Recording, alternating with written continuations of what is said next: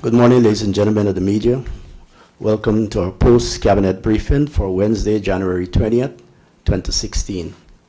This morning, we have with us the Minister of State, Honorable Joseph Harmon, Minister of Agriculture, Mr. Noel Holder, and the head of the CDC, the Civil Defense Commission, Colonel Chabilal Ramsaroop.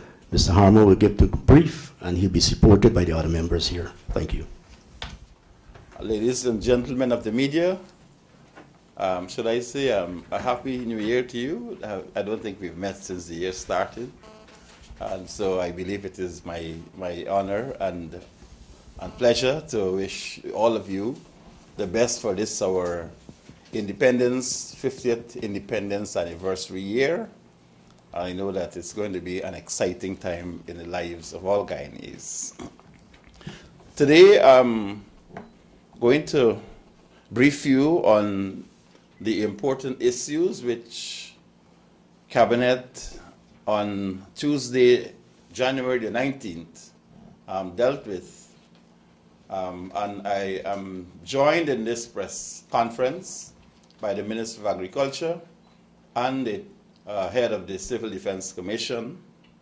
And they will be here because of the, as you know, there's an El Nino situation in the country, and these members of the team will be able to answer any specific or technical questions which you may have on the matter.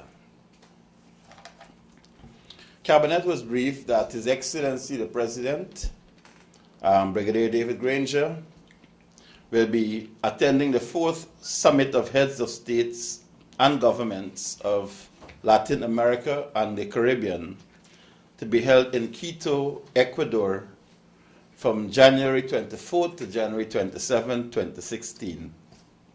His Excellency will be accompanied by Vice President and Minister of Foreign Affairs, Honorable Carl Greenwich, and Ambassador Audrey Waddell, Director General of the Ministry of Foreign Affairs. On a note in this regard, only a few minutes ago, the President accepted the letters of credence from the non-resident ambassador to the Ecuador, to Guyana. And some pleasantries were exchanged, and the Honorable President is looking forward to his visit and to meeting with the President of Ecuador during the period January 24th to 27th. At the Cabinet meeting, the Minister of Agriculture briefed Cabinet on the matters in relation to Gaisuco, and more specifically, matters in relation to Wales Estate. The Minister was at pains to point out that the decisions with respect to Wales Estate were contained in Gaisuco's budget and the 2016 action plan, which was developed in 2015, and therefore did not bear any specific relationship to the Commission of Inquiry, which was set up to inquire into Gaisuco. But more importantly, the Minister had indicated to Cabinet that the management and the Board of Gaisuco were at one head in relation to the matters relating to Wales Estate, and the fact that the factory itself had become such a major issue for maintenance, repairs, and the funds that were required to be pumped into it, that it became an economic nightmare to really continue to do the things the way we were doing it before. The Minister will be able to elaborate on that issue a little later. Cabinet was also briefed on the persistent dry weather conditions across Guyana. These conditions, it was explained, were part of the short-term El Nino conditions being experienced not only in Guyana, but also the Southern Caribbean. Nationally, regions 2, 3, 4, 5, 6, and 9, and 10 are facing severe shortage of water. On the coastland, the rice and sugarcane crops are severely affected, and the projection is that if there is no rain coming in a short period of time, that the situation can get worse. The information that we have received from the Caribbean weather system is that this condition is likely to run until sometime in March, and therefore we have to plan carefully for this.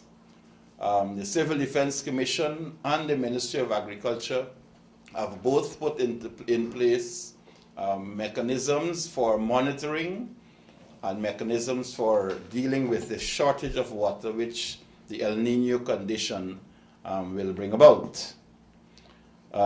We are, at this point in time, going to be issuing some specific advisories on the use of water, that in every case that we have to conserve on the use of water, that there can be no excessive usages of water during this period of time.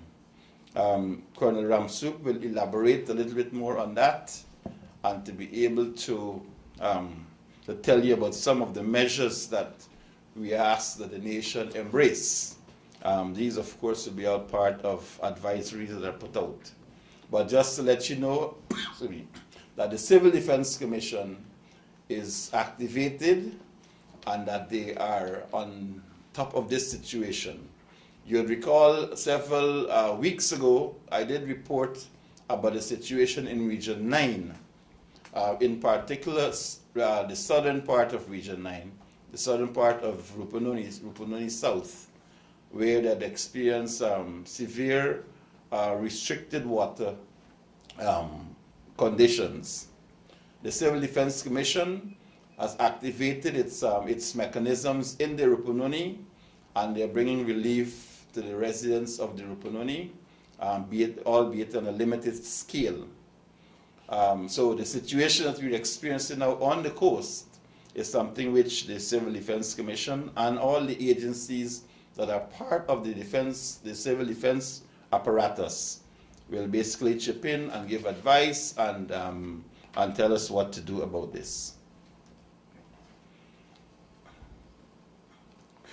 The Cabinet was briefed on the visit to Guyana of a scoping mission from the World Bank Stolen Asset Recovery Agency, STAR.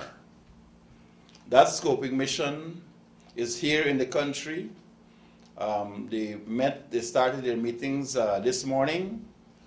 They will continue meeting with various personnel in the government, in civil society, in the judiciary, and in all agencies that can advise on what needs to be done with respect to the recovery of stolen assets. The indication that we have is that this scoping mission will meet with all of these agencies and craft an action plan, and that by the 28th of March, they will be back in Guyana to present that plan and to work out with the agency, the State Asset Recovery Unit, which is SARU, on the way forward in that regard.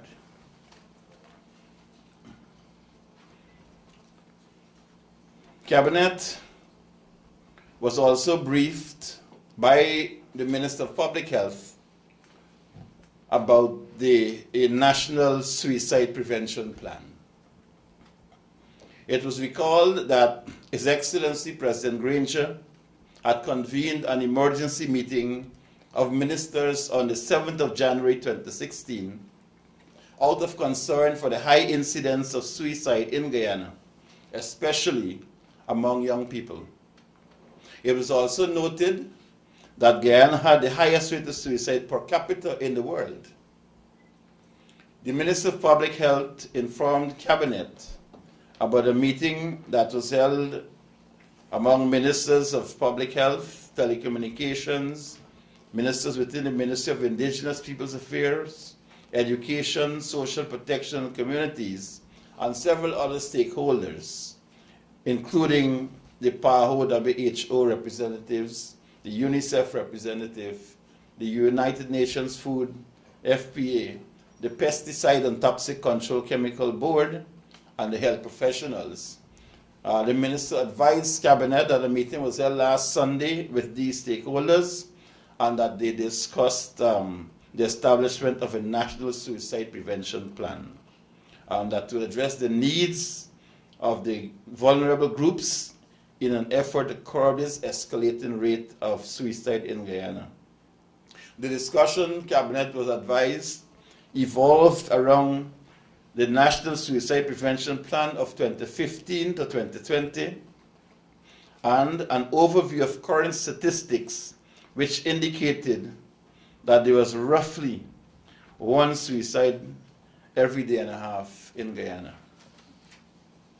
The Cabinet was also briefed on the strategic areas that were identified for the action plan by the committee, and it was further agreed that a stakeholders task force will be established to coordinate the work of the 4 strategic areas and to provide feedback to the subject minister, that is the Minister of Public Health and the government.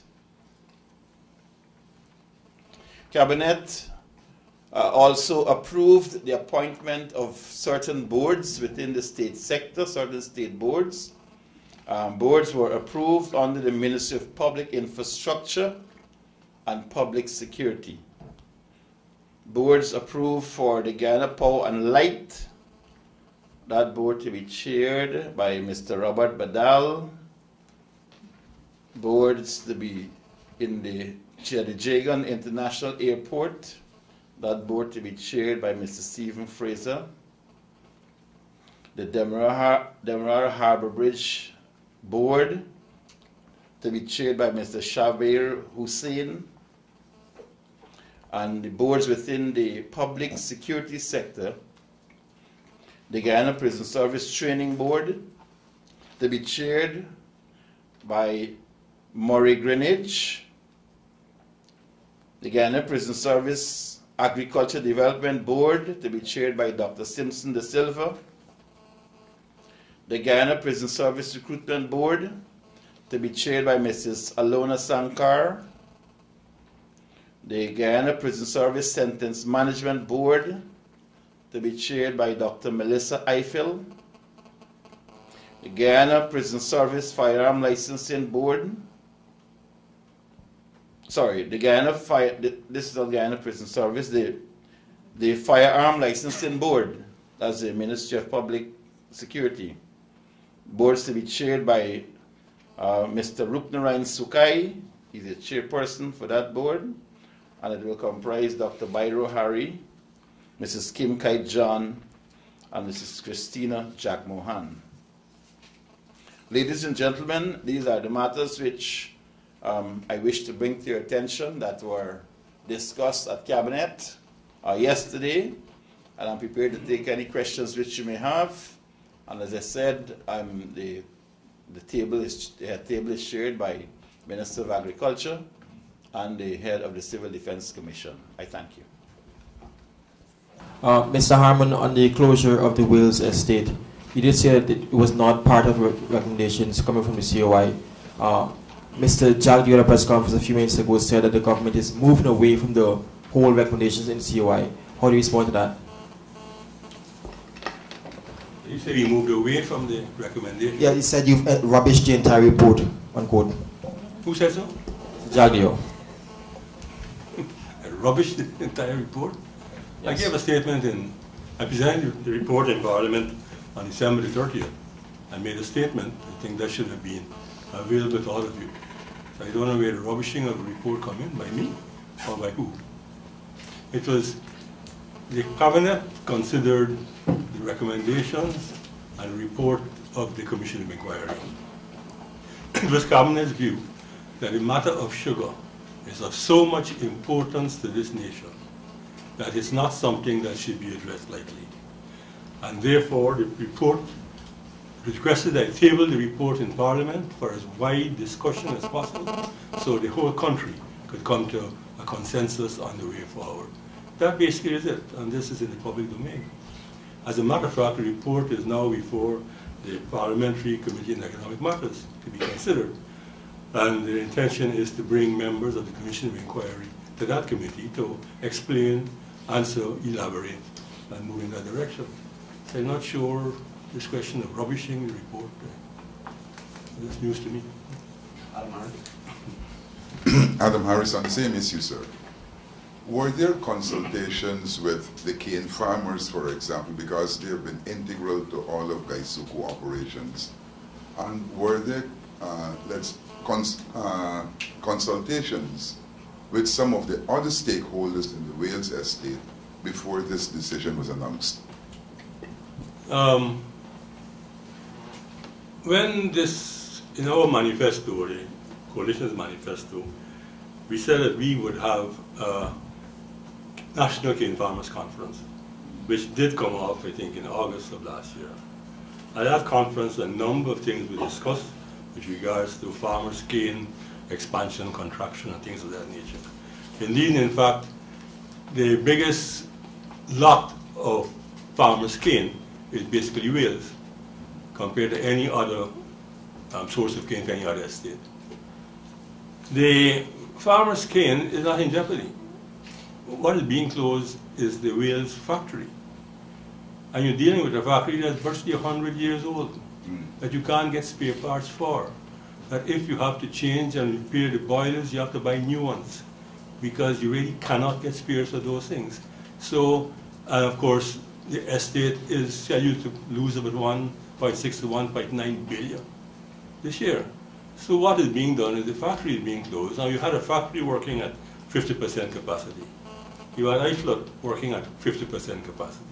So what's being done is to get iFlood, which is a far more modern factory and much more, in a far better condition, running at 95% efficiency compared to Wales's 85 or less efficiency, and moving the cultivation or the cane to that factory.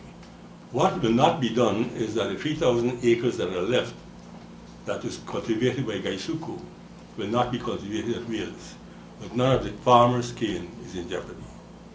Does that answer your question? Yeah, for helping farmers, sorry. We still have the issue of moving the farmers' cane. Now, it was convenient for the farmers to deposit at Wales, perhaps at their expense with some support from the estate. We're talking about iFlood. Would the farmers incur additional expense to get the cane from the Wales area to iFlood? Well, that's being investigated now. We're trying to see if we can make internal, what do you call it, a water arrangement so it can move that way. Traditionally, Wales farmers in lastly Canal number 2 carry their cane to the factory by tractor and trailer or trucks. But we're looking to see a more waterborne way, because the guard along the public road all the way through West Demerara might not be the most convenient thing. So that's being addressed now. But what I'm saying is, we have 1 year to put the new arrangements in place. Nothing is happening apart from not replanting the 3,000 acres at Wales. Nothing else is happening to jeopardize the operations, people's employment, or anything of that nature. Wales estate will not be closed before the 31st of December 2016. The cane farmers will incur additional expense. Not this year. Move the cane. Well, it depends. It depends. If the cane is being moved by water, one tractor pulling pumps, it might even be cheaper. It depends on what they're going to work out. So let's not prejudge that at this stage. But of course, in all these things, I mean, if you make an omelette, you must break a few eggs. So, yeah, all adjustments. And this is not anything new. They closed Enmore, and they closed LBI, and moved everything they closed LBI and Diamond, and moved everything that way. I think Providence was closed, and they moved things to. There'll be adjustments all over the industry to increase efficiency. And this basically is what we're doing. We're improving the efficiency and trying to maintain the industry in West Demerara. I was about to ask, I was about to ask the same question on LBI and Diamond, because I could recall when they had closed that, The reasons that were given were efficiency and so on. And now we have whales. Could it be seen in the same light? Yes, the whole world is going to more efficient and bigger factories and operations. Let's give a similar, or let's look at the rice industry in Guyana. The rice industry in Guyana is producing far more than it did in the past, almost double its production. But the number of rice farmers are fewer. In short, fewer farmers, larger acreages, more efficiency, higher production. This is basically how world agriculture is going. And indeed, in fact, the people who will really be affected will probably be some workers in the whales factory. Now, there are substantial vacancies at the iFlood factory. So a lot of the workers from whales factory will be absorbed in iFlood, but all cannot be. And therefore, there will be a few people who are redundant, and they'll receive severance. Factory workers. Sorry, just a quick follow-up. Do we have an assessment as to how many workers would be affected? I'm sure Gaisuku has, but I certainly don't have it right here right now. But, you know, if we talk to, yes, the head office, that'll be good.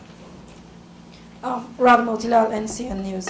Just a quick follow-up on the same Gaisuku issue. The former president yesterday told the workers that he was going to try to engage the government to at least get them to rethink or change the decision.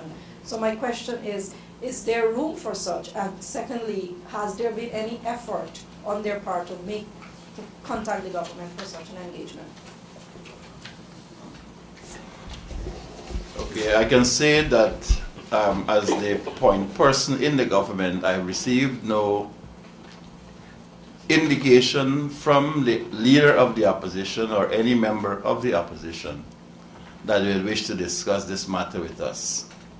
You recall that when the opposition was sworn in the National Assembly and the leader of the opposition was appointed, the president invited the leader of the opposition to a meeting to discuss areas of cooperation and collaboration. The leader of the opposition made it very clear where his cooperation will start and end.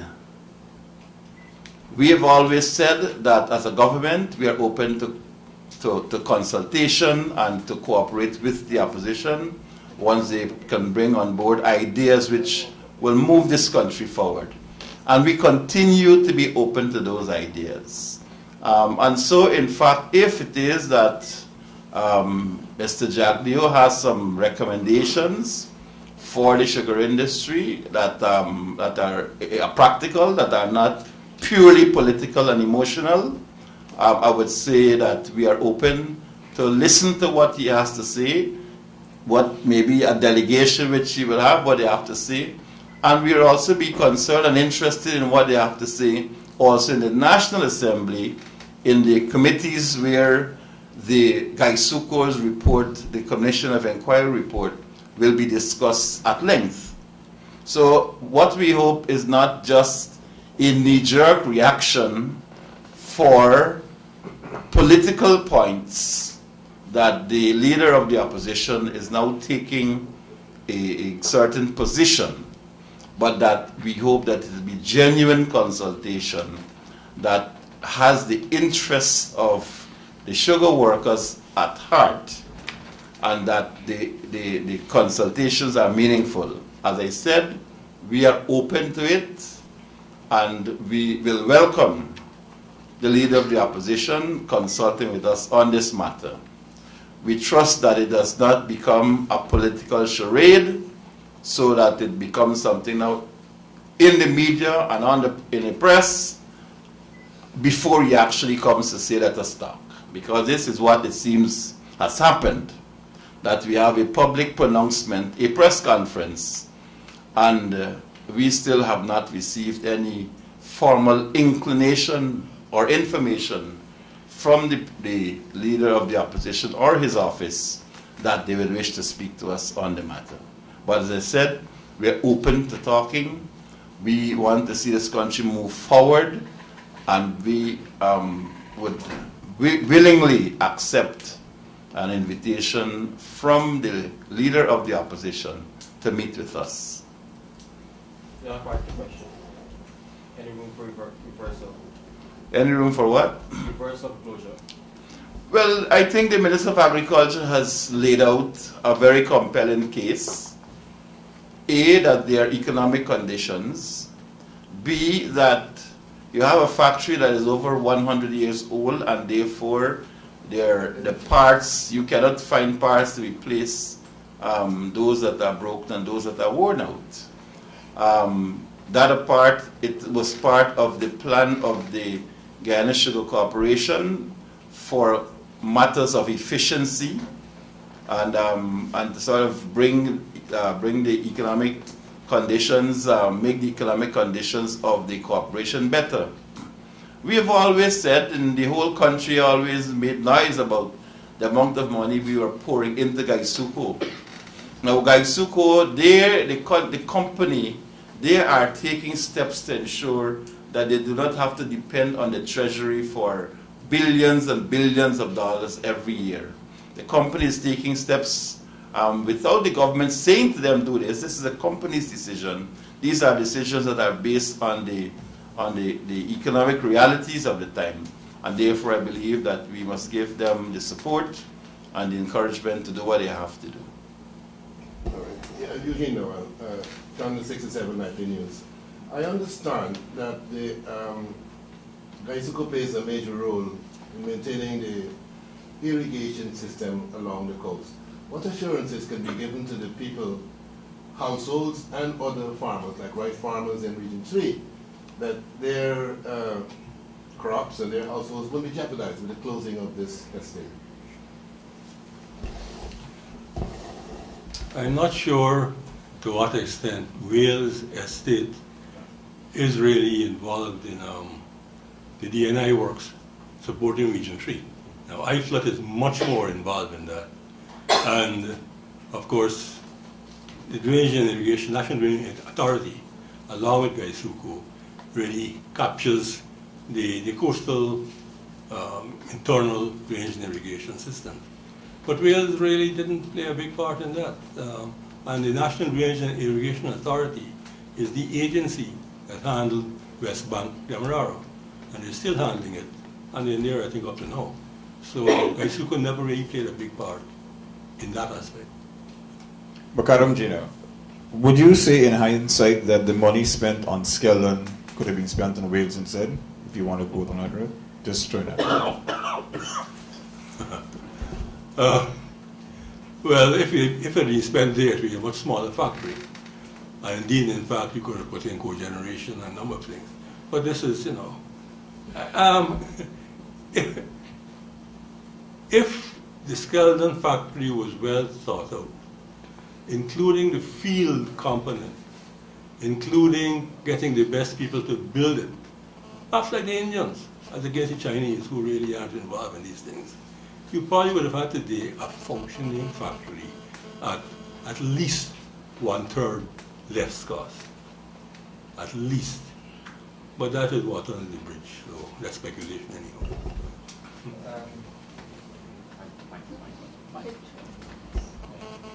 Go ahead, Marcel.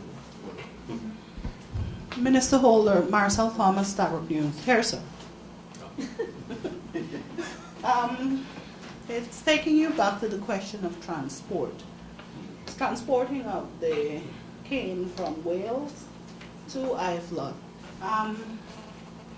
The complaints from the farmers are not only the transportation will be costly, but I'm not sugar farmer, but sugarcane farmer, but in layman's, they're saying that when you, from the time of cultivation to the time of processing, the dextrose or sucrose quality, I think, much of it is lost. So there is a time factor there that you have to take in.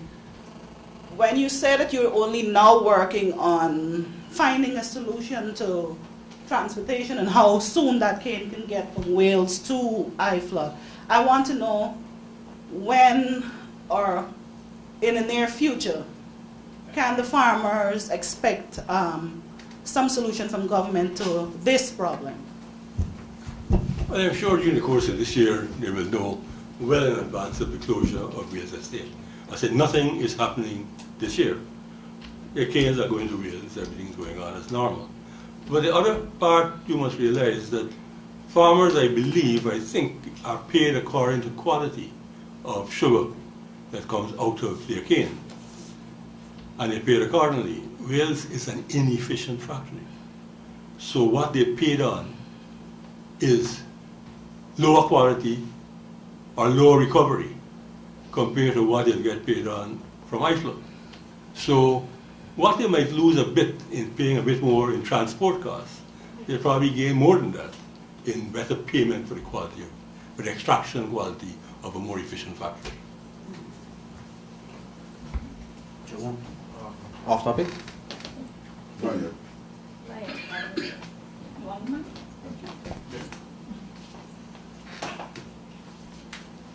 On the current El Nino situation, sir, one of the things that generally surface in times of depleted surface water and all of that is some waterborne diseases.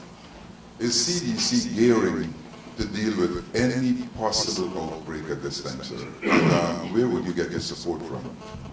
Well, we've had discussion already with the Ministry of Health on this issue, and they are monitoring the situation. There is a certainty there might be, particularly in the rural areas. We've seen already some signs of it in regions 1 and 9. But we're in discussion with the Ministry of Health, who is monitoring the situation. The Civil Defense Commission do not have that capability, but the Ministry of Health is monitoring it. Bakaram, Gino, for Colonel Ramsarub, if you had to rate Ghana's state in terms of El Nino, how severe it is, from 1 to 10, what would you put it on the scale? How serious is it? At this point, I would say 8. 8 of 10. Yeah, because the forecasters are saying we do not anticipate rains until, as Minister said, end of March or April. And presently, all the conservancies in Guyana is below full supply level. We cannot have natural flow of water from the conservancy into the farms. It has to be pumped.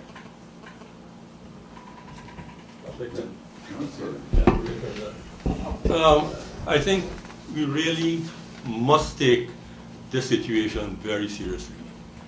All right. The normal situation in Guyana is that we have 2 wet and 2 dry seasons a year. You have a long wet season starting around mid-April and going through the end of July. It's called the May-June rains because the peak is in May and June. Then you have a long dry season, August, September, October, and half of November. And then you have a short wet season from mid-November to end of January. And then a short dry season, February, March, half of April. What has happened this year is you have not had the short rains. And the short dry season is much more intense historically than the long dry season. So you have more rain in the long dry season than you tend to have in the short rains. So here you have a situation, you have not had a short dry season, a wet season. And you're going into the 2 driest months of the year, February and March. And that'll probably continue into half of April. So the situation, we have to look at it very carefully. Currently, our East Demerara Conservancy, and I'm really channeling this towards the Georgetown population, which is approximately 250,000 people. That's 1/3 of the nation's population. We are pumping, I mean, the level of the conservancy is below what you call dead storage level. At that level, water can't come out by gravity into any canal. So what we're doing is pumping water from the Maduni into the conservancy to try and raise conservancy levels. But that isn't working as well as we would like. So we have to pump from the conservancy into the Llama. It can't come by normal gravity. And the Llama is what feeds Georgetown through the shelter belt. So you understand where we are. It isn't going to get better. It can only get worse over the next few months. So we have to take the situation very seriously. We're doing what we can to try and maintain levels. And as the Colonel said, we're looking at the possible effects, health-wise and otherwise. But people will have to, and you probably get an advisory from Gaiwa later on, to not wash your cars often, or instead of using a hose to water your plants, use a water can. All these things will conserve water. But we have to take it seriously as a nation, because it probably will get worse before it gets better. Larry, Sir, coming back, I want to come back to sugar, and then we come to the El Nino.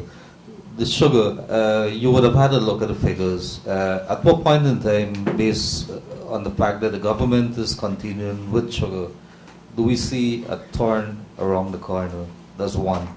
Secondly, let's say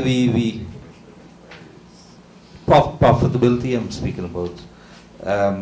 And secondly, El Nino. If we were to project into March, April, are we likely to see any losses from crops, and how badly is it going to dent the our projections in terms of our earnings? Crops. I mean, traditionally, normally, February and March are harvesting time. So we don't normally grow crops in February, March, and early April. So that's why we advise farmers. The Ministry of Agriculture has advised all rice farmers particularly, don't plant rice now. If you haven't planted already, don't plant, because you probably wouldn't get water for the rice to grow properly. And we're trying to have enough water to save the crop that's already planted. Okay? So, what has been planted varies from region to region. I think region 2 has over 60% planted. Region 3, I don't think has a big problem. They might get through with what they're supposed to do. Region 4 is at a big plant of rice. Region 5 is about 90%. Region 6 is around that same thing. But we don't want that extra 10% to be planted at this point in time, because there's no water. And what's the other part of the question? Talking is this, let's assume that we go down to April, March. Is there likely to be any losses? Are we projecting any losses from crops? What I'm saying is, if the rice comes through, it will be harvested in March, April, and then you prepare land waiting for the May, June rains. The effect I'm more concerned about is why the May, June rains are late. If they say come mid-May or towards the end of May. It never fails. I mean, May, June rains have never failed in Guyana. So if it comes later, then you can expect the ramifications on the harvesting later on in the year, or the production later on in the year. And sugar, the projections as to when we're likely to see some profits? You see, the long-range forecast for sugar, quart sugar, is not good. It is our opinion, and I think the Commission of Inquiry supports it, that sugar will never be profitable as sugar in this country. Sugar has to diversify its operations, cogeneration, perhaps go into aquaculture, something. They have to diversify. But whatever you diversify from has to be foreign exchange earning. The problem, the strength, why this country has to hold on to sugar, certainly for the short run, is because it is a big block of foreign earnings. Sugar may be making a loss on the financial account, but as this nation is concerned, it probably is making a profit on the economic account. Let me try and explain that. Take a company like, say, Bankster H. It does not export. It doesn't really earn foreign exchange. It makes millions of dollars and billions profits on the local account. But if banks want to buy a bottle or a cork to put on the bottle, they have to go to sugar or rice or gold to borrow that money, because the man abroad does not want local currency. He can take no Guyana dollar for no bottle top. You want hard currency. So a nation like Guyana has to look at its hard currency earnings in order to survive. And you can't just take, I mean, divesting Isugo and selling it to somebody who's going to go into real estate and cut it up for housing is not going to help this nation, because it's not foreign exchange earning. So this is the dilemma. Whatever we do with sugar has to be a foreign exchange earner. It's a big lot of land. There's a lot of people are involved, and they give support services to the community, DNI, the health services in many communities, the playgrounds. There's a lot of services Gaisupo give. So it's a very serious decision to make. We'll take our final question. Go ahead, Joe. Mr. Harmon, can you say how soon government will take steps to regularize the payments of pension to workers in the GTC and GTD? These are matters I believe will be dealt with in the budget. As you know, in fact, the GTC, which is the whole United Telecommunications Corporation matter, that is really a matter that was with NISIL. It's a matter that was with NISIL. But Cabinet had some discussions on the matter, and I believe the Minister of Finance will address it in the 2016 budget. Sir, please, I hate to be very disorderly, but please. Now, on Monday, Clement Rohi at a press conference accused you of making statements that haven't been completed. Lotto funds not transferred to consolidated fund. Guy oil investigation. No word from you on the, that's the Guy oil thing, the fuel probe. The special number plates that should have been coming into effect in December. No word on the draft, code of conduct. Things like that he accused you of just making these statements and leaving them in the air, sir. Well, Mr. Roy is known to do things like that, to make statements and leave them in the air. I have reported here to the nation on the status. There's the change from government vehicles, the CRG number plate issues. We are in fact now in consultation with companies that we hope to produce these number plates. And Mr. Roy would know as well that we've had several proposals from companies abroad, some local companies and so on, so that we're going through that process. What we want to do is that once these plates are issued, they will have to have some security features, and these are the things that we're doing right now. I believe next week we're going to have another company coming in. 2 weeks ago we had another foreign company, and there's some local applications as well. So that is going ahead. Guy oil probe. Well, some of these matters have to be taken up by the police. We did in fact get to a point where we were able to identify some companies and persons who had been involved, and then when you went to the address where they're supposed to be, the company is supposed to be, or the person is supposed to be living, you get blank space, nothing there. So that the SARU has now had to be taken up, that is, you're looking for these people. So what you are finding is that, as Mr. Roy will probably know, there are a lot of ghost names and ghost companies drawing fuel from Guy Oil and giving you wrong address, wrong names, and you couldn't locate them after we started looking. But eventually I think we'll get to that. As I indicated in the statement I made, that we're now getting international help from the State Asset Recovery Initiative, from the World Bank. We're getting help from the United Nations program, and you will find over the next couple of days that the people are here, they're moving all around. I suppose you'll probably have an opportunity to talk to them as well at some point in time, but as I said, it's a scoping mission. So Mr. Rohi need not be worried, let not his heart be troubled. We'll get to that. And if he feels that he needs to have this report over it quickly, so that he feels vindicated in some way, I'm not going to provide him with that comfort. The Guyanese people will know that we are acting in a very careful manner. We do not want to do things that cannot stand up in court once we get to that point of providing the information or providing the evidence. The CRG number plates, as I said, we are proceeding with that, and we're having our companies who are basically expressing an interest in providing the plates. We've gone beyond, we've gone well ahead of things. Okay, thank you very much, ladies and gentlemen.